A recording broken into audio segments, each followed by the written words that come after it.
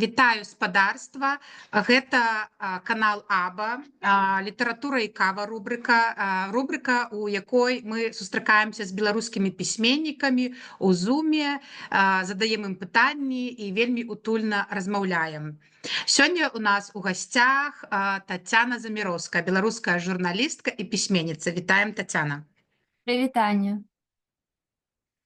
Вельмі рады, што вы да нас далучыліся у такой у перадсвяточны час, што знайшліся людзі, якія далучыліся, і вы знайшлі час, тому што гэта наша апошняя сустрэча ў гэтым годзе, напэўна, 15 мы правялі сустрэч, вось такая трошкі юбілейная і апошняя. Спадзяёмся, у наступным годзе мы таксама будзем працягваць гэтыя сустрэчы. Ну і Тацяна, у нас такое літаратура і кава. Кава гэта, зразумела, гульня словаў, ABA, і наша стандартнае пытанне: што вы больш любіце піць? Каву, гарбату, чай? І ці знайшлі вы ў Амерыкі смачную каву? Таму што ўсіх першае ўражанне, калі прыязджаюць у Амерыку, што такое, чаму тут такая несмачная кава? Якое хорошае пытанне. Я якраз зараз назіраю за падарожжамі беларускай пісьменніцы і паэткі Юліі Чэрнышовай, якая вучыцца ў Елі. Яна паехала зараз у Львов. І яна жыве ў Львове, яе муж у Львове, і яна паехала туды, проста дабіралася там некалькі сутак да Львова, і ўрэшце ўсё ж такі даехала. І яна піша, якая там смачная кава. Нарэшце я п'ю нармальную каву ва Львове. І я ўзгадала, што я нават ужо забылася, якая кава мае быць, якая кава ў Еўропе. Ну і, канешне, я такі кава person, як dog person, cat person, і тое ж самае пра каву і гарбату. Але, у Штатах можна штосьці знайсці. Трэба старацца. Я жыву, дарэчы, у Бушвіку, дзе ёсць вельмі класны кафешоп Say Coffee, SEW, Say Coffee, і там, нарэшце, класная кава, якая нагадвае еўрапейскую. І я яе набыла, яна вельмі дарагая, яна там $20 з чымсьці каштуе. І яна была такая не вельмі перажжоная, вось такая, бо ў Штатах лічаць, што нармальная кава, яе трэба так пажарыць, добра, нармальна зажарыць, і яна будзе як проста гарэлае нешта. Вось, і там такога няма. І я потым прачытала водгукі на гэтую класную каву ад Say Coffee, усе амерыканцы пішуць, што нейкая яна слабенькая, нейкая яна кіслая, гэта проста немагчыма. Так што культурная розніца. Нічога не зрабіць. Яны так прызвычаіліся. Так, таму што туды даюць шмат цукру, вяршкоў, усяго астатняе, і, канешне, гэта кава павінна быць вельмі крэпкая, каб яе адчуць. А калі я люблю проста чорную каву, так мне хочацца, каб яна не была... чамусьці завісла. О, ты тут зноў з намі. Адвісла. Купляйце каву на Амазоне, раіць Каця. Кацярына, напішыце, якую вы нам раіце брэнд у чаціку. На Амазоне можна такога набыць, што нават лепш не ўзгадваць, што толькі нам з Амазона не прыходзіла. Так. Але калі хто можа падзяліцца класным брэндам кавы, буду ўдзячная. Вось тая, пра якую я расказвала, называецца Say. Я нават напишу. Тут же есть люди со Штатов. Say Coffee. Ну, Наталя так само. О, наше белорусское место продает супер каву. Будем ведать. Так, цяпер ад смол-току пераходзім уже да больш сур'ёзных тэмаў. Тацяна, зразумела, што ўсе людзі, якія сюды сёння прыйшлі, яны вас добра ведаюць, чым вы займаецеся. Але вот для людзей, якія ўключаць запіс на канале Аба, і вось хто не ведае, хто такая Тацяна Заміроўская, ці можаце вы коратенька сказаць, чым вы зараз займаецесь у ЗША і чым вы займаліся ў Беларусі, вось такое пра сябе, як бы вы маглі сябе прадставіць? Так, я в Беларусі шмат год пісала пра культуру, музыку і крышачку літаратуру і сучаснае мастацтва як журналістка. І я была афіцыйным музычным аглядальнікам Белгазеты, калі ж хтосьці памятае, быў такі вострапалітычны вясёлы штотыднёвік у Беларусі ў 90-е нулевыя. Таксама я была музычнай аглядальніцай не толькі Белгазеты, але і музычнай газеты, калі хтосьці таксама памятае. І дагэтуль ёсць людзі, якія кажуць, што мы выраслі на вашых стацьях, і вось на маіх артыкулах пра музыку нейкія людзі нават раслі. А потым я з'ехала ў Штаты амаль ужо 10 год таму, нават самой не верыцца. І толькі зараз я пачала ўсведамляць, што я нарэшце ўсё ж такі эмігрант, а не крышачку там паехала патусавацца, павучыцца. Хаця на пачатку я проста паехала павучыцца якраз у школе сучаснага мастацтва ў Барт-коледжы у магістратуры. І тады ж прыблізна год 10 таму я вырашыла, што я ўсё ж такі павінна больш сур'ёзна адносіцца да сваёй пісьменніцкай ідэнтычнасці, бо я заўсёды друкавалася як пісьменніца, і пастаянна ў мяне было такое ваганне, ці журналістыка, ці пісьменніцкая кар'ера. Ну, кар'ера гэта так громка сказана, не бывае пісьменніцкая кар'ера. Ну, пэўна, у кагосьці бывае, але мне не пашанцавала, пэўна. Вось, і тут я ўжо больш сур'ёзна пачала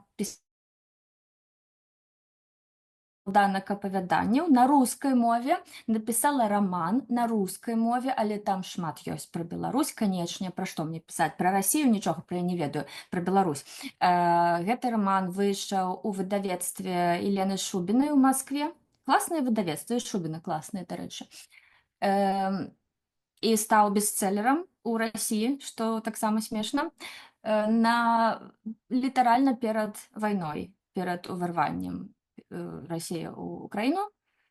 І цяпер я таксама працягваю пісаць. У мяне ўжо падрыхтаваная новая кніжка апавяданняў, якой я шукаю выдаўца, бо там усё складана, яна і па-руску, і па-беларуску, і па-ангельску. Трэба нешта проста скласці ў одну кніжку і знайсці спосаб яе выдаць так, каб беларусы маглі пачытаць і ўнутры Беларусі, і звонку Беларусі, а гэта цяпер складана. Так што вось, здаецца, ўсё. А яшчэ ў мяне зусім нядаўна выйшла кніжка ў беларускім выдавецтве «Мяне няма». Гэта моя першая кніжка эсэ, не мастацкай прозы, хаця насамрэч яна вельмі мастацкая, ну бо яна такая ўся метафарычная. Я, калі была музычны крытык, была занадта мастацкая і метафарычная для журналісткі. І гэтая кніжка, вось, магу нават казаць, набывайце ў выдавецтве «Мяне няма». А таксама іншыя класныя кніжкі, якія напісалі Тоні Лаждан, Сергей Кравченко і іншыя класныя людзі, у тым ліку Паша Антіпаў. Тетяна, сябры, я нагадваю, што вы можаце задаваць пытанні ці проста выказаць нейкі каментар, ці падняўшы руку з відэа, ці проста гукам, ці напісаўшы ў чаціку. І мы ведаем, што вы вось музычная журналістка. А ці не хацелася б вам чагосьці такога зрабіць, я не ведаю, ну вось як Чарнуха, там YouTube-канал і быць блогеркай, распавядаць толькі вось менавіта пра беларускую музыку, ці пра амерыканскую беларусам? Не, нахер, гэта ўсё, гэта проста, гэта мінулае, насамрэч. Мне хтосьці прапанаваў такі канал. Я не памятаю, хто Беларусі, гэта ўсе каналы, хто там за імі стаіць, нейкі там чорны кардынал усіх беларускіх гэтых новых каналаў, якіх проста процьма. І калісьці некалькі год таму мне нават сказалі гэтыя людзі, не будзем іх называць, бо я не памятаю. Яны сказалі: Тацяна, давай ты зробіш канал пра беларускую музыку. Мне так стала проста так млосна адразу, бо я так хацела, пакуль у Беларусі змагалася са сваім статусам беларускага музычнага крытыка, я так хацела саскачыць проста з гэтага. А вельмі складана, бо калі у Беларусі мне так здавалася, што інстытута рэпутацыі няма, рэпутацыі мой няма, а вось гэта, як гэта называецца, не рэпутацыя, калі прыляпляецца нейкая да цябе там ідэнтычнасць, яе ўжо не адкалупаць. Яна ўжо, ты ўсё жыццё будзеш музычны крытык. І мяне гэта вельмі бянтэжыла. Думаю, што ўсё жыццё буду як музычны крытык, і ўсё. Я яшчэ памятаю, што калі я вучылася на журфаку, у нас была выкладчыца ангельскай мовы, якая пастаянна мне казала, а мне было там год 20, она казала: Тацяна, ты вырашыла стаць музычным крытыкам і зрабіць гэта сваёй будучыняй, сваёй кар'ерай, і ты будзеш усё жыццё як Падбярэзкі. І я такі быў твар, я не ведаю, што я там было з Падбярэзкі, усё жыццё будзеш як Падбярэзкі. Яна мяне гэтым пастаянна пужала. Я ж подумала, what's wrong with Падбярэзкі? Яна вот напісала Падбярэзкам. У тыя часы было вельмі лёгка знайсці кантакты ўсіх наших журналістаў, і я яму яшчэ там з адным маім сябрам, мы яму напісалі там: «Прывітанне, дзядзя Дзіма, пойдзем на піва, раскажаце нам, што такое музычная журналістыка і чаму гэта такі крыж проста». Сустрэліся з Падбярэзкім, і нас адвёў у беларускі стар-клуб, дзе такія ўжо немаладыя блюзбэнды гралі класную музыку, і з імі разам там гралі Вольскі, Крама, ўсё было класна. Я падумала, нармальна, не так дрэнна быць Падбярэзкім. І я ім некаторы час пабыла, але потым я пачала разумець, што яна мела на ўвазе, бо ну, гэта такі статус, ад якога вельмі цяжка адчапіцца. І я вельмі хацела адчапіцца, бо я яшчэ думала, што вось музыкі, першапачаткова, калі табе 20 год, ты размаўляеш з музыкамі, ты думаеш: вау, якія яны разумныя, яны мяне зараз навучаць, яны мне штосьці раскажуць, а там таксама там музыкі, яны ж такія мужчыны, яны ж там расказваюць табе: «Дзевачка, зараз я такое тебе раскажу пра то, як устроен наш мір». І ты слухаеш, вушы развесела, а потым, калі сталееш, ты думаеш, што за херню ты нясеш, што ты, блядь, нясеш. І проста ўжо немагчыма. Ты думаеш: не, мне патрэбна больш нейкія там разумныя, магчыма, субяседнікі для інтэрв'ю, хочацца чагосьці больш. Нейкія там музыкі беларускія, што вось у нас выйшаў альбом, а можа ты хацела б напісаць. Я такая: не, я гэтым больш ніколі не буду займацца, я ўжо стала іншы чалавек, я цяпер ужо пісьменніца. Гэта было вельмі смешна, як я як наркаманы, пэўна, хочуць там всё, гэта там апошняя доза. Я такая: ўсё, гэта апошні мой тэкст пра музыку. Потым якраз Юлія Чарнышова, пісьменніца і паэтка, сказала мне аднойчы, што так, ты была музычны крытык, як прыкольна, мы ўсе цябе ведаем як пісьменніцу. Мы чыталі твае апавяданні 10 год таму ў часопісе «Сноб» маскоўскім, ну, неважна. І я таксама падумала: клас, ужо вырасла цэлая генерацыя беларусаў, якія мяне нават ведаюць як пісьменніцу, і для іх так дзіўна, што я была яшчэ музычны крытык. Я зразумела, ўсё, я заскачыла, гэта ў мінулым. Але калі штосьці ў мінулым, ты пачынаеш ужо ностальгію нейкую адчуваць да гэтага, і ўжо не так гэта ўспрымаеш, як суцэльны кашмар, і што гэта да мяне прыляпілася, і хочацца крышачку назад да гэтага вярнуцца, хочацца зноў штосьці напісаць пра музыку. Я якраз вось у гэтай кропцы. І нават вось гэтая моя новая кніжка эсэяў «Эвредика, проверь, выключила ли ты газ», яна пра музыку. Яна ў асноўным, як я праз музыку, праз музычныя метафары, праз канцэрты, на якія хадзіла, як я асэнсоўвала свой вопыт эміграцыі. І там вельмі шмат апынулася такіх момантаў, якія блізкія ўсім нам. Я атрымліваю столькі водгукаў ад людзей, якія таксама, каб адчуць сябе жывымі падчас вайны і ўсяго гэтага, хадзілі на канцэрты, каб штосьці проста адчуць, каб узгадаць, што эмоцыі яшчэ ў нас ёсць, што мы там можам плакаць. Ці там яшчэ там шмат было момантаў, і так я зразумела, што музыка ўсё ж такі дагэтуль яднае людзей, не трэба было яе так збрасываць, так паказальна. Гэта таксама было даволі інфантыльна. Ну, мне так, я думала, што пісаць пра музыку інфантыльна, але насамрэч адмаўляцца ад яе так, як я гэта рабіла, таксама інфантыльна. Так што спадзяюся, я ўжо на іншым нейкім такім вітку гэтага шляху. І вы зараз сочыце за ўсімі новымі беларускімі выканаўцамі, што там з'яўляецца? Што ў вашым плейлісце зараз больш беларускага ці Сонца, замежнага? я яго ўсё кручу гэты экран, ну няхай я буду ў промнях, ладно. Нават у гэтай кніжцы сваёй я тут пішу, там такі быў класны момант, дзе мяне сябры запрасілі на канцэрт групы «Мумітроль». Я не люблю «Мумітроль», ніколі не любіла. Я не тое, каб я там не любіла ўсё расійскае. Вельмі шмат хорошых груп у Расіі, у Маскве, і, як гэта кажуць, у мяне ёсць маскоўскія друзья. Але ну, не люблю я «Мумітроль», увогуле не разумею шмат рускамоўнай музыкі, яна не пра мяне. Але мае сябры выступалі ў іх на разагрэве. І я пайшла на канцэрт, і вось выступае гэта Лагуценка, спявае, і мне так класна, мне так хораша стала. Я думаю, чаго мне так хораша? Я ж не люблю «Мумітроль». А потым я зразумела, мне так класна, бо не трэба раніцай пісаць пра гэты канцэрт у Белгазету. У мяне проста спрацавала, як у сабакі Паўлова, проста такая доза сератаніна, што клас, ты на канцэрце і не трэба пісаць. І вось я менавіта пасля гэтага пачала так слухаць беларускую музыку, ўжо асэнсоўваючы, што я магу нарэшце атрымліваць проста асалоду ад музыкі, а можна не пісаць, можна не думаць, што я пра гэта думаю, можна не шукаць фармулёўкі, а чаму мне гэта спадабалася. Вось мне зараз падабаецца вельмі новы альбом петлі прыстрасція. Ён вельмі класны, я яго пастаянна слухаю. Нават ён выйшаў адначасова з альбомамі Pixies і The Cure, якія таксама любімыя гурты, але я слухаю больш петлю прыстрасція, чым The Cure. І я нават самой сабе задала пытанне: а чаму так? Гэта ж класная тэма, можна напісаць нейкі тэкст, нейкае эсэ. Чаму я раптам больш адчуваю сабе і уласныя эмоцыі, якія адлюстроўваюць у петлі прыстрасця, вось The Cure, на якіх я вырасла, не.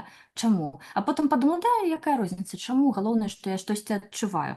А аналізаваць гэтыя адчуванні больш не хочацца. Тут у чаціку пытанне ад Кацярыны. Таццяна, раскажыце пра ваша навучанне ва ўніверсітэце. Як гэты вопыт вам дапамог? Мне вельмі дапамог. Увогуле, я лічу, што для эмігрантаў гэта просто must, калі ёсць магчымасць, калі ёсць, ну, крышачку вольнага часу. І хацела сказаць, калі вы не занадта стары, але все мы ў такім узросце ідзем в нейкія школы, што гэта нармальна. Мне здаецца, што кожны павінны павучыцца у нейкай, як гэта называецца, вучэбнай установе той краіны, у якую вы пераехалі. Вось, нарэшце сфармулявала. Хоць крышачку, бо гэта проста вельмі дапамагае асіміляцыі. І для мяне гэта, па-перше, быў класны асімілятыўны вопыт. Я зразумела, чым жывуць іншыя пісьменнікі, іншыя мастакі, музыкі, бо ў нас была ну, не была, яна дагэтуль ёсць, называецца Milton Avery Graduate School of the Arts. Это магістратура сучасных мастацтваў, імя Мілтона Эйвері пры Барт-каледжы. Там вучацца і музыкі, і пісьменнікі, і мастакі, ну, літаральна мастакі, якія там штосьці малююць, і скульптары, і людзі, якія робяць перформансы, напрыклад. І я хоць зразумела, чым яны жывуць, і што адбываецца ў сучасным мастацтве ў ЗША. Я проста адразу так уключылася ў кантэкст, і мне потым было вельмі лёгка тут далей будаваць нейкае сваё жыццё, бо я крышачку была унутры гэтага ўсяго, і ўсё ўжо было пазнавальнае, ўсё было нейкае такое прысвоенае, засвоенае. Я ўжо была часткай гэтага ўсяго. І яшчэ мне гэта дапамагло, канечне, бо амерыканскія універсітэты, яны таксама вымагаюць ад цябе нейкай ідэнтычнасці і вымагаюць неяк яе падкрэсліць, сфармуляваць і выдаць, проста прынесці на такой талерачцы, сказаць: вось я беларус, я займаюся гэтым і гэтым, у мяне такія практыкі, я працую з такімі матэрыяламі, я ў сваёй творчасці звяртаюся да гэтых людзей, і я вось хачу ўплываць на іх такім чынам. А нас такому, канешне, не вучылі.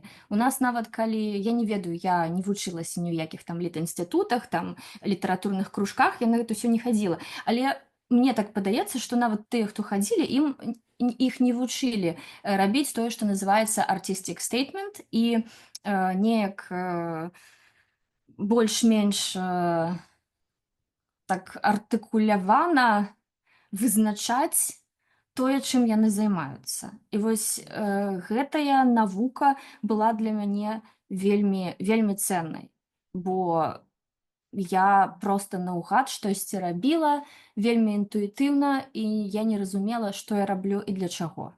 А вось за пару год гэтай магістратуры я пачала ўжо разумець, навошта гэта ўсё. І гэта вельмі, вельмі было крута. І я вось гэта далей неяк нясу, і калі я там размаўляю з пачынаючымі пісьменнікамі, я вельмі хачу таксама навучыць людзей проста першапачаткова разумець і адказваць на пытанне: а навошта вы гэтым займаецеся, навошта ты пішаш, навошта ты робіш музыку. І гэта пытанне, адказ на якое павіннае з'яўляцца ці не найперш за саму ўласную творчасць. Бо калі ёсць класны адказ на гэта, ну, мне здаецца, што гэта і творчасці дапамагае. Дзякуй за адказ. Кацярына таксама піша дзякуй за адказ на маё пытанне. А яшчэ у меня ёсць пытанне з чату кніжнага клуба ЗША ад Наталі. Пытанне: што мы павінны ведаць пра сучасных беларусаў, калі мы адарваліся ад радзімы, пражыўшы 15-20 гадоў за мяжой? Якая цяпер беларуская думка? Як цяпер людзьмі звацца? Ой, якое глобальнае пытанне. Мне трэба быць Лявоном Вольскім, каб на яго адказаць, мне здаецца, ці Сергеем Міхалком за 15 год таму. Я не ведаю. Я, канечне, сабе задаю падобныя пытанні нейкімі, магчыма, нават падобнымі словамі, і я да сабе нашмат больш жорсткая, чым гэтае пытанне. Але я думаю, што тут, ну, для сябе асабіста я вырашыла, што, па-першае, не трэба мне лічыць, што я магу штосьці змяніць, што я магу штосьці там даць беларусам, якія вось унутры Беларусі. Магчыма, ну, я не ведаю, мне здаецца, там вельмі шмат усяго класнага адбываецца, пра што мы нічога не ведаем, ці ведаем так нешта зусім пункцірна. І гэта нармальна, калі мы тут у эміграцыі, творцы ў эміграцыі не асабліва можам там спадабацца, дапамагчы і быць чымсьці рэлевантным для тых людзей, якія працягваюць рабіць мастацтва ўнутры Беларусі. І гэта нармальна. Калі можам неяк дапамагчы і быць рэлевантнымі, таксама нармальна, але я таксама усведамляю, што ў Беларусі вельмі шмат людзей, якім гэта ўвогуле не патрэбна, і гэта it's fine. І якраз это такі вопыт, як называецца, пры скрамнення, ці як гэта лепш сказаць, калі ты ведаеш сваё месца, і яно не такое ўжо і глобальнае. Класны быў момант, калі, дарэчы, вось выйшла моя гэта кніжка з эсэ, і часопіс ці не часопіс, як гэта называецца, онлайн-магазин, 30, господи, чому я сказала 34 мах?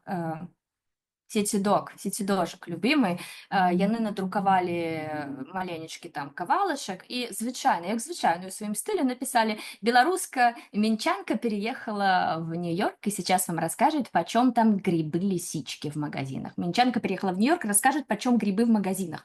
І гэта праўда, бо там было праўда напісана пра лисички. Канечне, сам тэкст ён быў увогуле не пра лисички. Лисички гэта была такая метафора, што я прыйшла раптам у гэты такі рускі магазин Неткост. Я не разумею ўвогуле, што там набываць. Там все такое дзіўнае, ностальгічнае. Гэта як музей і архіў, а не уласна крама. І там лісічкі. А я не спрабавала гэтыя лісічкі, не каштавала іх там ужо, магчыма, там год 9. І лісічкі з Беларусі, яны такія брудныя, яны такія чорныя, все ў зямле.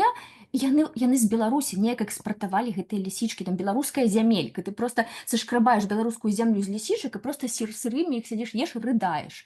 Але яны каштуюць, даволі, такія былі не танныя, гэтыя лісічкі. І пакуль я там займалася медытацыяй метафарычнай вакол лісічак, я знайшла беларускі тварожны сырок. І я адкусіла гэты сырок, і адразу там і ластаўкі пачалі лётаць, і сонейка засвяціла, як звычайна гэта бывае, напісала таксама пра гэты сырок. А потым напісала пра Фран Лейбавіц, пра Нью-Йорк. То бок, такое тыповае амерыканскае эсэ я напісала, як зараз усе амерыканскія сучасныя пісьменніцы пішуць. Уласны вопыт, плюс ностальгія, плюс нейкія іншыя пісьменнікі, плюс вось што з намі адбылося на вуліцу Нью-Йорка. Я лічу класнае эсэ. Але чытачы Сецідога оставили там по 200 комментароў про тое, что за херня, ничего не понятно, а сколько стоят реально лисички, мы ничего не поняли, что за жизнь в Нью-Йорке, а что она курила, а что это вообще за херня, и по-русски все, естественно. Я читаю вот этот поток, вот эти полотна, вот этих, что она какая-то ненормальная там, а что у нее там это. И я почитала и подумала, вось это ж моя Беларусь ёсць, вось гэта сотні людзей, якім, не дай Боже, просто даць пачытаць штосьці, што я пишу. Ім гэта не трэба. Ім трэба знаць, сколько стоят лисички в Америке. Почем хлеб, почем там, и это нормально, это не то, чтобы я хочу сказать, что это, вот я такая вся творчая, а гэтыя люди там такое все. Не, я сама з таких людей, я, не то, каб я там, я нават увогуле, я не мінчанка, я увогуле не столичная, я з Барысава. Мне таксама цікава, почем хлеб, і все такое. Але вось мяне гэта так прымірыла з рэчаіснасцю, і я дзякуючы сецідогу і лісічкам я ўзгадала, што я ўсё ж такі я пішу там для вельмі вельмі невялікай такой праслоечкі беларусаў, якім пэўна важна чуць, як іх, можа, ўласныя думкі могуць адгукацца ў маіх метафарах. І калі камусьці адгукнулася, гэта не норма. Норма это якраз 200 каментароў пра пачом лісічкі, а норма вось гэта норма. А тое, што адгукнулася, гэта не норма, гэта цуд. І таму кожны чытач, якому штосьці адгукнулася, гэта проста хочацца абняць, быць яму там сябрам назаўжды і ўспрымаць гэта як вось так і цуд, і прывілегію, і дзякуй, што вы ёсць. Вось такое. Таму ну, гэта вельмі складаны адказ на такое ж складанае пытанне. Не тое, каб я адчувала, што я нікому не патрэбная, але калі раптам камусьці патрэбная, то гэта цуд, і да гэтага трэба ставіцца як да цуда. І пры гэтым, канечне, калі хтосьці, каму цікавыя проста лісічкі, раптам штосьці прачытае, яму спадабаецца, я буду яшчэ больш радая. Але лісічкі нужны. І пачом хлеб. Перед тым, як я прачытаю пытанне ад Еўгеніі, я прачытаю каментар ад Алесі Плоткі. На пачатку гутаркі ён напісаў, што ён варыць суп з грыбоў, а я дадаў каментар, што гэта суп з мамкіных беларускіх грыбоў, важнае ўдакладненне, і кайфую ад размовы. І вось зараз нам усім рвеце сэрца пра мамкіну ежу. Я літаральна у кніжным клубе ЗША мы зараз пераслухоўваем калядны стол Зараславы Камінскай, і там так пяшчотна пра ўсе гэтыя стравы, бабуліны, ўсё, я аж плакала. Так што, Алесь, вы не рвіце душу мамкінымі беларускімі грыбамі. Прычым гэта ж таксама такі настальгічны канструкт. Я цяпер у нас такі спецыяліст па ностальгіі. Вось, гэта ж таксама настальгічны канструкт. Немагчыма наблізіцца. Гэта бясконцае набліжэнне да мамінага супу з грыбоў, але наблізіцца да яго проста не так вот платняшком гэта немагчыма. Такога не можа быць. Это як нават калі маму сапраўдную сюды выклікаць, да мяне прыязджала пару разоў мама у Нью-Йорк. Гэта таксама цуд. Гэта цуд, тэлепорт, і не ведаю, што такога не можа быць, каб мама раптам прыехала. І да мяне прыязджала мама, і я думаю, ну цяпер мама пачне гатаваць. Яна там будзе там тусіць на кухні, і кожныя там 2 гадзіны выносіць мне там то боршчыку, то варэнікаў наляпіла, то там не ведаю яшчэ што там. А мама не гатавала, бо мама, якая робіць хатнюю дома, у сваёй хаце, на сваёй кухні. Гэта проста это тое, што можа адбывацца толькі дома. Калі прыязджае мама ў Нью-Йорк, это ж мама турыст, яна такая, пойдзем туды, а пойдзем сюды, ой, а давай паспрабуем гэтую, там пакаштуем гэта, пакаштуем тое. Я ж кажу, мама, ну хоць дранікі мне зрабі, і мама так, ну ладно, дранікі зрабіла, дзякуй. Але акрамя дранікаў мне нічога. І так я зразумела, што нават калі маму сюды выклікаць, даць ёй гэтыя грыбы, сказаць, мама, рабі штосьці, бульбу ёй даць, мама, рабі дранікі, это будзе амерыканская бульба. І ўсё роўна не будзе некае прыпадабненне вось да гэтага настальгічнага ідэалу, бо і мама, і бульба, і выразамі, а ўсё ж такі не тое. Гэта трэба, каб дома ўсё адбывалася. Таксама для мяне было адкрыццё, што гэта так не працуе. Гэта ўсё нашмат больш складана. Так, ну і цяпер пытанне ад Еўгеніі. Вы вельмі цікава сказалі, што разуменне, для чаго ты нешта робіш, павінна з'яўляцца да таго, як пачаў ствараць нейкі твор. Як вы для сябе адказалі на гэтае пытанне?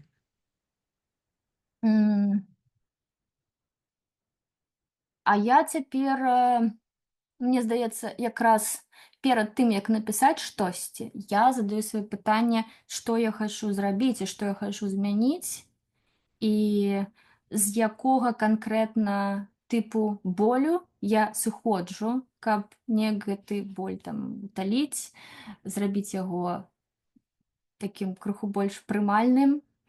І у чым я хачу разабрацца. Для мяне гэта яшчэ неразуменне таго, як працуе сусвет, з'яўляецца вялікай крыніцай натхнення.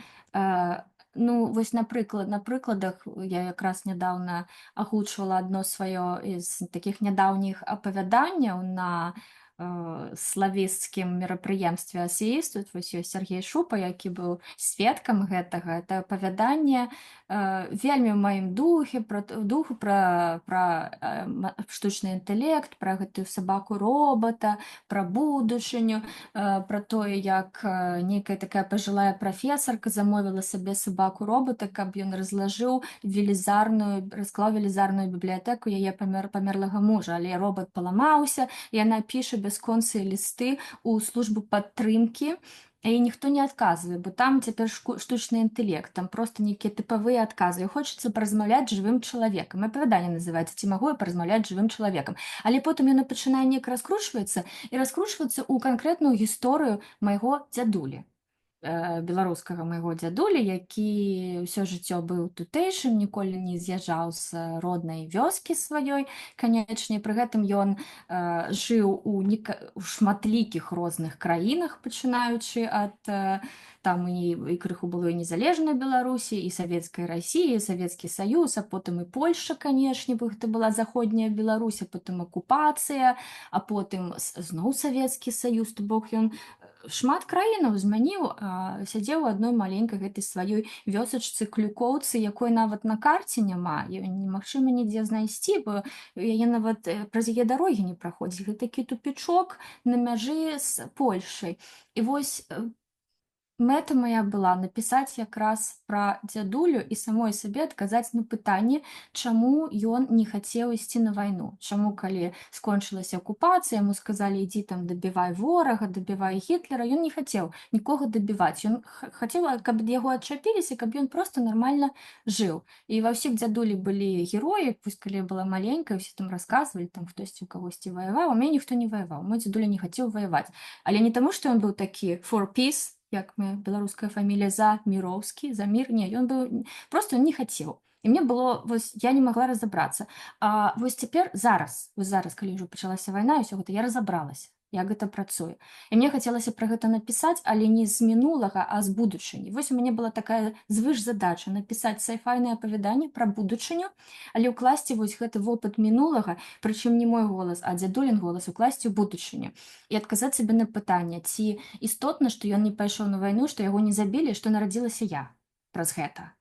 І чаму я нарадзілася, які сэнс таго, што я ёсць, і чаму я пра гэта зараз пішу. І вось і так апавяданне атрымалася, але яно было мне проста выдадзенае мной же самой, проста як некае, проста тэкст заданне было. Была канкрэтная задача, канкрэтныя нейкія пункты гэтай задачы, і я іх проста выконвала. І з аднаго боку это ўсё роўна мэджык, і гэта такая чыстая творчасць, і я ўсё роўна гэта пісала ў стане такога патоку, мяне іншыя пішучыя людзі зразумеюць. Але перад патокам была гэтая вельмі тонкая настройка і тэматыкі, і нейкай звышзадачы, і нейкага нават спірытызму, бо трэба там паразмаўляць з нашымі памерлымі, каб яны нам дазволілі пра іх напісаць. І гэта ўсё таксама істотна. Так што вось тэкст-задача, спірытызм і мэджык, і ўсё атрымліваецца. Дякую. Таксама у тэму пра што пісаць. Вельмі шмат што ў вашых кнігах гэта такая рэфлексія эмігранткі. Вось гэта там пра музыку, пра Беларусь. А калі б вы не эмігравалі, пра што былі б вашыя кнігі? Ну, я на Канешне, шахце гісторыя не напісала мае пару. кондишн, але калі б вось так было. Ну, я пару кніжак напісала до эміграцыі, канечне. У мяне, колькі у мяне кніг, я нядаўна падлічыла, думаю, вау, я сапраўдны пісьменнік, у мяне 1, 2, 3, 4, 5 кніжак. Это ўжо лічыцца. І першыя 2 былі в асноўным напісаныя ў Беларусі, «Жизнь без шума и боли» і «Вераб'іная рака». І, дарэчы, розніца у тым, што ў іх было не вельмі я Мінск ніколі так не любіла, я яго так і не змагла засвоіць і зрабіць сваім. І я расла, канешне, на заходняй культуры, на амерыканскай, на брытанскай, і я хацела больш неяк пісаць, як яны, і таму ў мяне была такая настальгія па прывіднаму захаду. у маіх ранейшых апавяданнях. А калі я з'ехала, у меня, канешне, пачалася ностальгія па такой жа прывіднай Беларусі, бо сапраўдную Беларусь, яна таксама это бясконцае набліжэнне, і асэнсаваць сапраўдную Беларусь на адлегласці мы не можам. Але ўсё роўна ўсё вельмі добра, так можна памацаць на адлегласці, калі ты не ўнутры гэтага ўсяго. Я думаю, што ў мяне вось якраз Беларусь з'явілася ў апавяданнях, калі Беларусь сталася звонкавым нейкім аб'ектам, а не часткай таго, у чым я знаходжуся, і вельмі хачу неяк проста выбрацца. Не тое, каб з Беларусі выбрацца, а проста набыць больш шырокі нейкі далягляд. І это, ну, таксама ўсё гэта сумна. Я яшчэ згадала, мне вельмі прыемна было пачытаць нядаўна ў нашай ніве. У нашай ніве выйшла рэцэнзія на маю кніжку. Я такая была шчаслівая, што вось урэшце, Тацяна, пра цябе напісала наша ніва. Запомні гэты момант. І наша ніва напісала, што там столькі Мінска, столькі Беларусі, так класна, такая беларуская кніжка. І я ўзгадала, што яшчэ не так даўно на мой раман «Смерці нет» таксама была вельмі хорошая, ну, такая прыемная для мяне рэцэнзія па-беларуску таксама, дзе было напісана тое ж самае, што так дзіўна раман выйшаў у Расіі, напісаны быў у Нью-Йорку, а колькі ж там Мінску, колькі ж там Беларусі. Там быў такі форум маладых пісьменнікаў, конкурс імя Караткевіча, я падала свае апавяданні, і я хацела, каб трапіць у пераможцаў гэтага конкурсу, бо да пераможцаў прыходзілі сапраўдныя пісьменнікі. Там Глобус прыходзіў, Арлоў, Ганна Кісліцына. Дарэчы, што з Кісліцынай я шмат пра ўжо часу не чула. Спадзяюся, што ўсё ў яе добра. І яны там нас бы там чамусьці навучалі, натхнялі, і я такая была зусім пачынаючая пісьменніца. Я так хацела трапіць, але мяне не ўзялі. Мяне не ўзялі, і гэта было вельмі сумна, бо ўзялі ўсіх, акрамя мяне. І я думала, ну, мо праз рускую мову, тады гэта добра, але ж не праз рускую, бо яшчэ ўзялі Пашу Антіпава. Я яшчэ не ведала, хто такі Паша Антіпав, думаю, што за такі Паша Антіпав. Ён піша па-руску, яго ўзялі, што гэта такое? Но, на шчасце, мяне якраз Ганна Кісліцына запрасіла ўсё ж такі на гэтыя семінары пад сваю адказнасць. Яна сказала, што так, мы Заміроўскую не абралі, але няхай яна ўсё роўна прыйдзе не як паўнафарматная ўдзельніца, а проста як слухач, вольны слухач. Пасядзіць, паслухай, што там Глобус і Арлоў раскажуць гэтым пісьменнікам.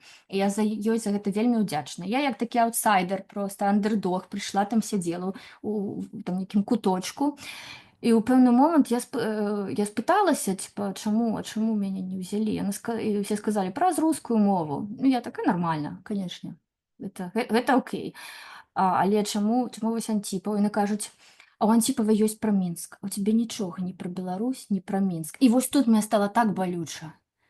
Бо як гэта не пра Мінск, бо гэта ж мой мінскі вопыт, усё, пра што я пішу, са мной адбылося ў Мінску. А пра што яно? А пра што яшчэ яно, калі яно не пра Мінск?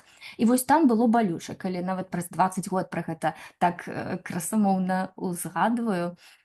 І цяпер кожны раз, калі я бачу вось рэцэнзію, там напісана, колькі там Мінску, мне так прыемна, так класна. Я сябе вяртаю гэтыя думкі на 20 год таму і кажу, Тацяна, ўсё будзе нармальна.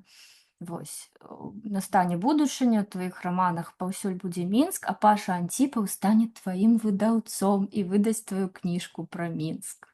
Это проста таксама цуд і мэджык. Што вы адказваеце звычайна вось гэтым крытыкам, якія кажуць, вось не пішаш па-беларуску, ты не беларуская пісьменніца. Які у вас звычайна адказ на гэты хоць? А я дзіўную рэч скажу, мне такое ніхто не кажа.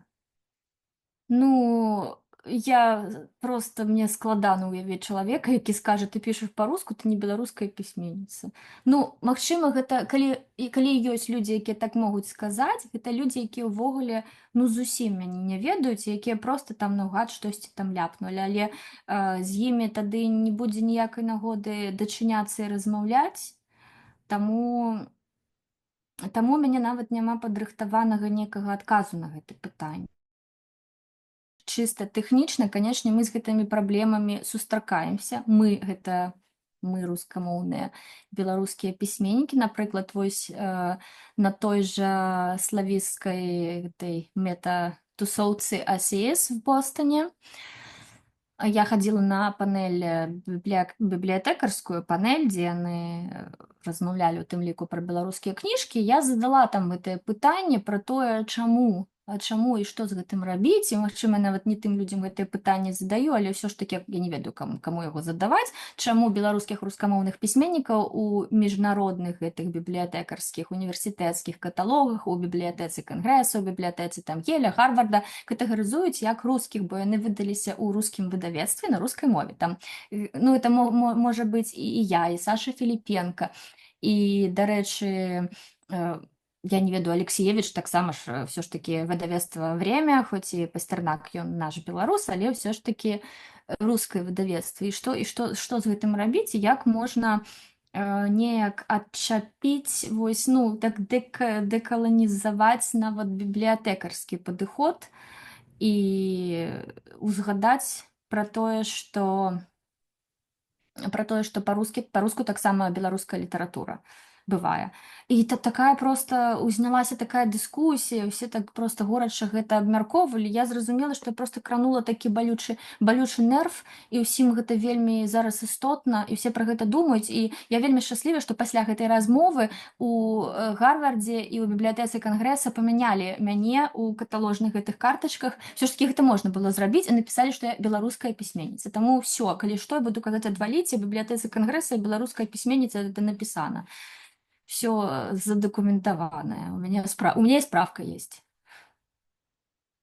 Але ніхто мне такога не казаў. Нават Зянон пахваліў, што я пачала па-беларуску пісаць. Я ж напісала некалькі апавяданняў апошнім часам па-беларуску, бо ў нас тут ёсць вельмі хорошее такое выданне, часопіс беларусаў сусвету, альманах «Беларус». Ён ужо колькі год тут выдаецца ціхенечка, ніхто пра яго не ведае, яго робяць такія хорошыя, такія адданыя людзі, беларусы, Марат Клакоцкі, усе, ну, я іх вельмі люблю. Яны кожны год пытаюцца ў мяне: «Таня, напішаш ты нам апавяданне?» Ну, як я не магу напісаць для беларусаў апавяданне па-беларуску? Вось, і я пішу.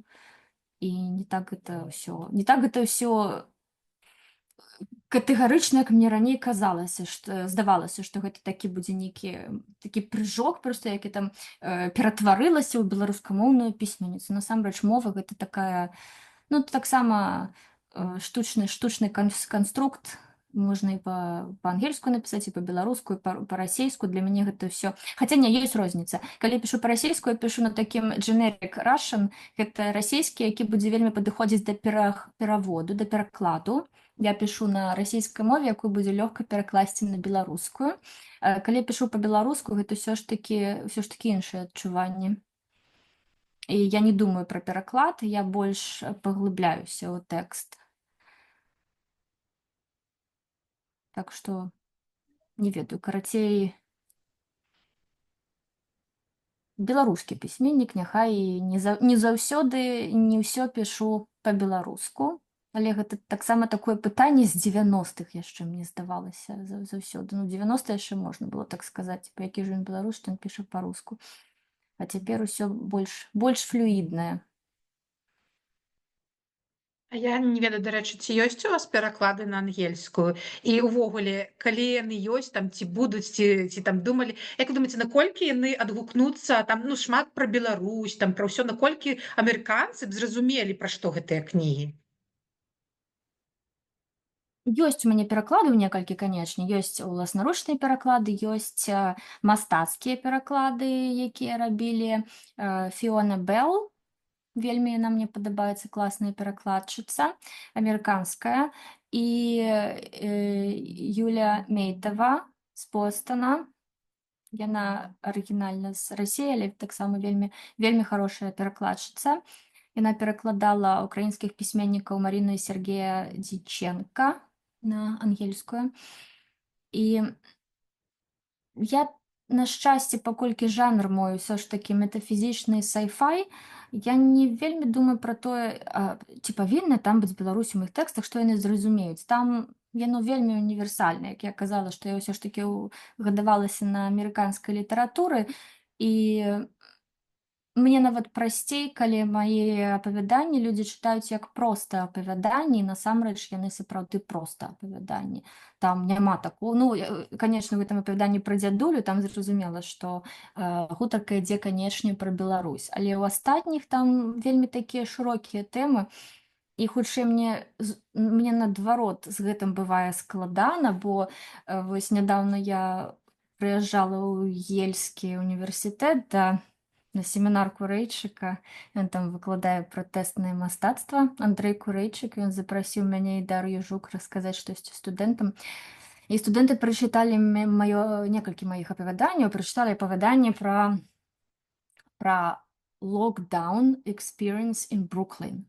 То бок, я тут перажыла локдаун ковідны, гэта было вельмі траўматычна. Я напісала апавяданне пра жыццё не беларускае, пра жыццё пісьменніка ў Брукліне. Вось такое апавяданне, сайфайнае, у стылі Йоргаса Ланцімаса, пра тое, што вось ёсць гей-пара, двое мужчын, яны жывуць дзесьці ў Брукліне, пачынаецца локдаун, і ім забаронена ўсім, вось гэтым шматкватэрным доме, ім забаронена выходзіць з дому. Дом замотваюць у цэлафан, і кажуць, усё, у нас там каранцін, локдаун, вы не можаце выходзіць, але каб штосьці есці, мы вам кожны дзень будзем у падвал дасылаць жывёлаў, але вы павінны ў іх страляць. Ну, страляць, бо ў Амерыцы ў кожнага дома ёсць зброя, канешне, гэта ж Амерыка, усе мы можам мець зброю. Ну, не мы, яны, амерыканцы. Гэта такая яшчэ была саціра з таго, што там у Амерыцы у кожнага ёсць пісталет дома.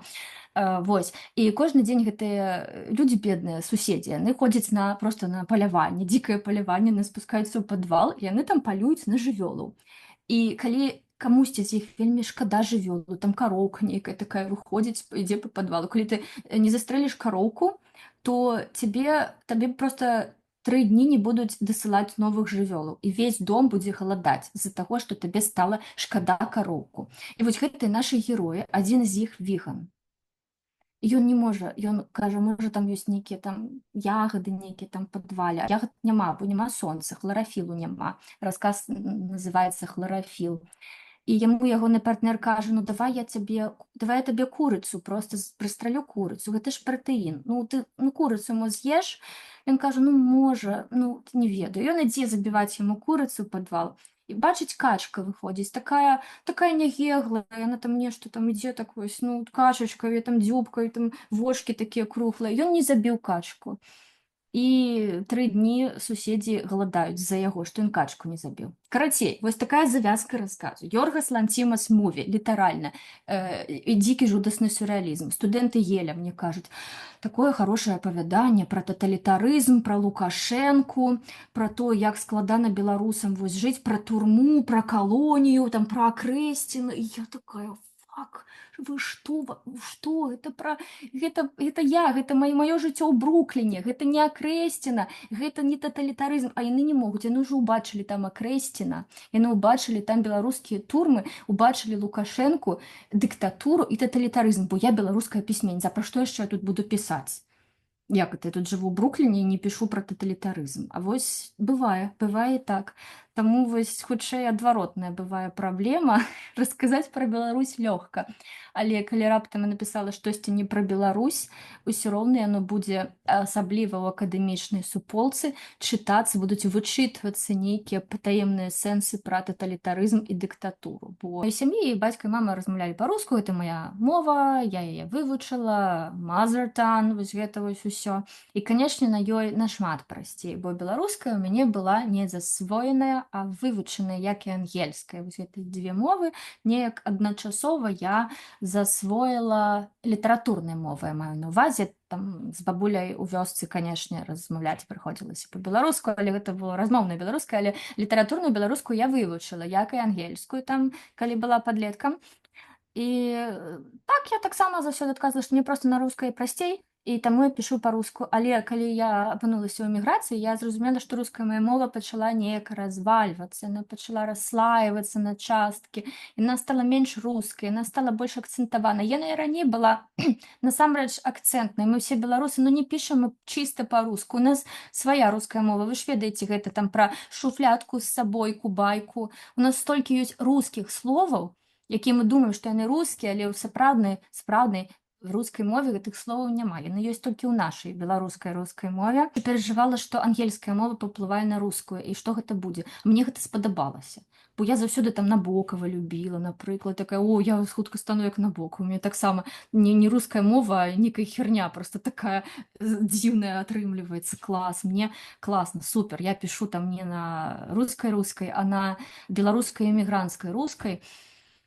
І чым складаней мне было пісаць па-руску, тым лепш я сабе ў гэтым адчувала. Нават вось гэты мой раман «Смерці нет», ён напісаны на рускай, на якой мне было ўжо не вельмі лёгка. Я ўжо штосьці там магла не памятаць, як трэба пісаць гэта на літаратурнай рускай мове. Але я сама для сябе адказвала, што ну, калі я беларускамоўная, то ну, ці калі я беларуска, я ведаю яшчэ беларускую, моя беларуская яна ўплывае на мою рускую, то пэўна можна так і пакінуць. І часам я рабіла там нават памылкі, якія я хацела пакінуць як памылкі. Напрыклад, там былі слоўцы кшталту «паспакайнеў», і мне казалі: в рускам мы не говорим «паспакайнел». Я пыталася: а як вы тады, рускія людзі, паступова становіцеся спакойнымі, ці вы не становіцеся паступова спакойнымі, у вас гэта немагчыма. Ці там я прысніла, я сню, штосьці бачыць у сне, як это называется, быть активным сновидцем русский человек быть не может, а белорус может штосьці сніць, а русскому только приснилось, оно пришло и завладело русским человеком с его языком. И тому вось моя русская, яна стала такая вся хисткая, что мне стало на ёй эмоцыйна лягчэй пісаць, калі мне стала на ёй складаней пісаць чыста тэхнічна. А беларуская, ну, про тое, што там не кожны дзень ужываецца, не, яна гэта ж беларуская мова, гэта ж як веласіпед, як ровар. Ты на яго садзішся і потым зноў на ім едзеш. Мне здаецца, мне заўсёды здавалася гэта так, бо колькі я бачыла сваіх сяброў, якія там па-беларуску маглі там 10 год не гаварыць, а потым взялі і заразмаўлялі. І ці там я таксама там рабіла, у меня, пэўна, былі нейкія там перапынкі, але не вельмі доўгія. І гэта ўсё адразу уключаецца. Ангельская мова так, дарэчы, не ўключаецца. Калі ты крышачку падзабыў, потым яе цяжка падхапіць, а з беларускай не. Я так за ўсіх кажу, але мне здаецца, што гэта праўда. У нас ва ўсіх такое, што яно здаецца, што складана, насамрэч яно падхопліваецца адразу ва ўсім маштабе, і ты ўжо учора не гаварыў, а сёння загаварыў адразу на ўсёй мове беларускай, якая можа толькі быць. Таму нармальна. А каб нейкія там моўныя памылкі выпраўляць, ёсць на гэта хорошыя рэдактары. Зразумела, дзякуй. Яшчэ такое пытанне было ў тэму. Вы казалі, што вы калі раслі, вы чыталі шмат замежнай літаратуры. Хто з замежных пісьменнікаў быў рол-модэл? Рол-модэл, блін, і так не ўзгадаю, канечне. Мне вельмі падабалася як гэта, beat literature, бітнікаўская літаратура, якая была ў Сан-Францыско, у Нью-Йорку, у 50-е, 60-е, конечно, все гэтыя вялікія амерыканскія паэты, пісьменнікі, Лоренс Ферлінгеці, Керуак, Кен Кізі, Том Вулф, які сабраваў з Кенам Кізі, пра яго пісаў Electric Kool-Aid Acid Test кніжку. Все гэта яно было настолькі пра свабоду, а нам усім, канешне, беларускім падлеткам, для нас слова свабода значыла штосьці большае, чым для проста расійскамоўных постсавецкіх дзяцей, гэта праўда. І я для сабе гэтую свабоду знаходзіла менавіта ў гэтай літаратуры. Мне Вільям Барроуз вельмі падабаўся, хоць ён там такія жудасныя рэчы пісаў, але проста я кайфавала ад гэтага, і мне падабалася, што столькі эксперыментаў гэтай літаратуры, столькі вольнасці, столькі такой дзіцячай, юнацкай вясёласці, што хацелася неяк гэта забраць сабе, хацелася гэта крышачку засвоіць. Насамрэч, менавіта праз гэта я не сталася сапраўднай амерыканкай, бо тады ў 90-е была такая праграма, што беларускія дзеці маглі паехаць павучыцца ў Штаты на пару годзікаў. подлеткі, это была ўжо для старшай школы, для 10-11 класы. Я, канешне, падалася ў гэтую праграму, і тады ж падалася яшчэ і Даша Жук, мы з ёй аднагодкі насамрэч. І вось Даша на сваім інтэрв'ю, яна не расказвала, як яна вырасла на вялікай амерыканскай бітнічаскай паэзіі. Вось гэта ўсё.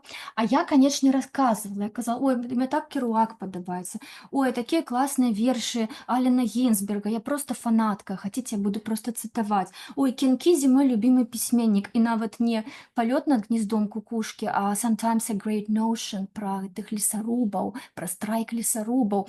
І я думала, што яны просто все скажуць: вау, якая разумная девочка, едь у Амерыку. Я б, канечне, паехала, я бы скончыла ў Амерыцы high school, я бы сталася вялікай амерыканскай пісьменніцай, бо ў мяне пангельская мова была проста ідэальна, не так, як зараз, што трэба ўсё роўна перакладаць, на яе рэдактар патрэбны.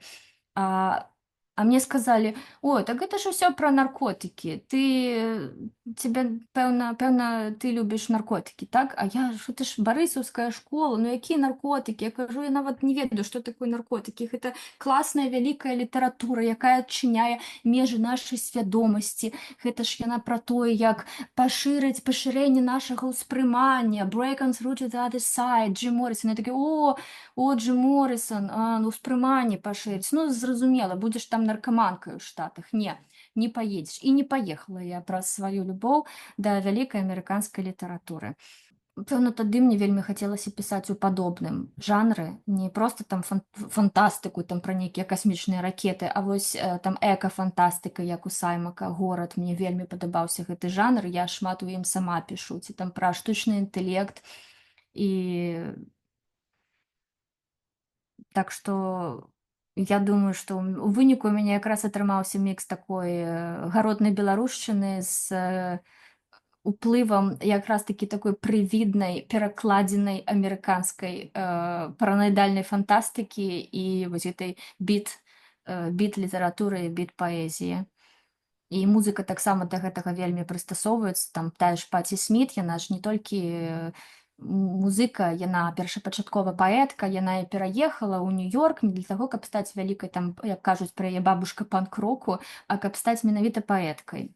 І як паэтку і пісьменніцу я таксама заўсёды вельмі любіла і паважала. Яна таксама, вось яна, магчыма, была крышачку рол-модэл. Вось все ж таки сказала, што не было рол-модэл, а Паці Сміт усё ж таки была. Нават калі я яе ўбачыла ўпершыню, я яе ўбачыла там жывём у кавярні ў Нью-Йорку, і да я падбяжала, бо ў мяне якраз там была кніжка мая, з якой я хацела з ёй сфотаграфавацца.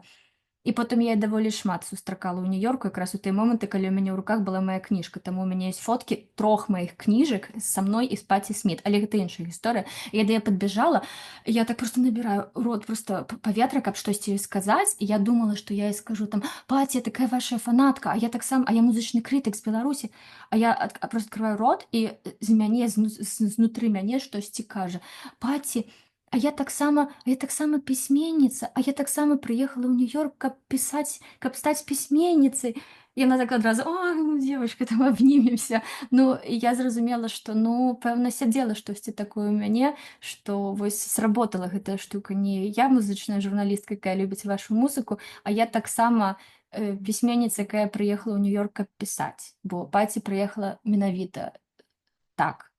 Пісьменніца прыехала пісаць, а потым ужо там завярцелася, бо ёй просто пашанцавала, што гэта былі 70-е, а не тое, што ў нас зараз вакол. Будзем развітвацца, калі няма пытання. Дзякуй за гэтую сустрэчу. У мяне сёння быў поўны верхал, у мяне быў дрэнны інтэрнэт, у мяне крычалі дзеці на бэкграўндзе, але было вельмі цікава слухаць. Я спадзяюся, вам таксама было цікава, тому што я асабіста засталася ў захапленні. Так, вось Воля таксама піша: вялікі дзякуй за вельмі цікавую сустрэчу. Дзякуй. За нашымі соцсеткамі будуць новыя аб'яўкі, новыя пісьменнікі. Читайте книги белорусских письменников на любой мове. Дякую, да, ось буду Дзякую усім вялікі дзякуй. Мне так прыемна, што ў нядзелю столькі народу просто прыйшло. Мне просто так цёпла ад гэтага, класна увогуле. Абажаю беларусаў. Здорава, што мы ўсе ёсць. Клас. Всім дзякуй і з надыходзячымі калядамі, Новым годам, і няхай усё будзе ва ўсіх добра. Пакуль.